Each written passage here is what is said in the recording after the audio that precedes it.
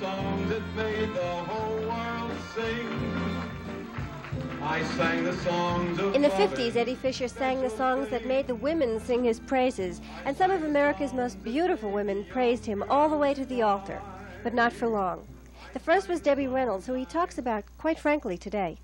I didn't realize what I had done to Debbie Reynolds, how I had, or in her mind, that I had rejected her, you know, and the humiliation in front of the whole world.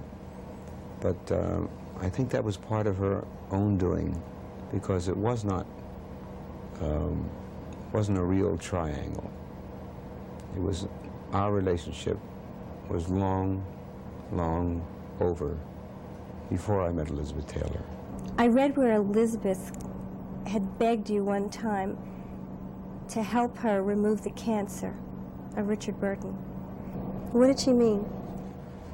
Well, she felt that she was attracted to this man, and she knew all of his qualities, and she knew that it was trouble, and she asked me, that's how she got me to stay. Otherwise, I would have left sooner. But when she said that, I couldn't say no, because I thought she saw what I saw. But it was just a ploy. She wanted us both. Gee, I don't blame her from my point of view.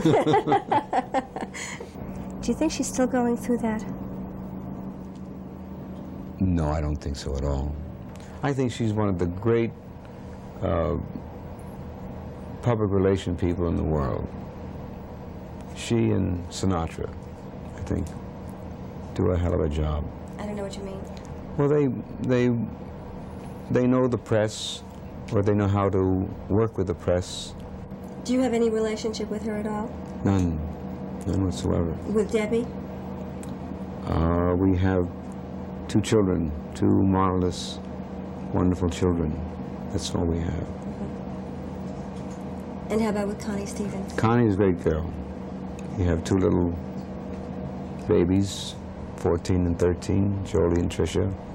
And she's a wonderful mother, and she's a great gal, too. She's a good friend. Today there's a new woman in Eddie's life. She's Lynn Davis, a psychotherapist, who he credits with helping him overcome drugs and make a comeback today. Suzanne Lasky, News Center 7 in Miami. Oh, my papa, to me he was so wonderful. Oh, my papa. This is the way people remember Eddie Fisher's voice, but few realize that at one time he felt to reach those notes he needed what he called a vitamin cocktail, amphetamines. The day I got out of the Army, April 10th, 1953, I opened at the Paramount, and I was trying to sing over the Bobby Soxers, you know, and within a week I blew my voice completely. And this friend recommended this doctor that would give me something that would bring my voice right back. So we rushed over there. He gave me an injection. He said, sing. I sang, and it was better than ever. And I said, oh, this is for me for life or death.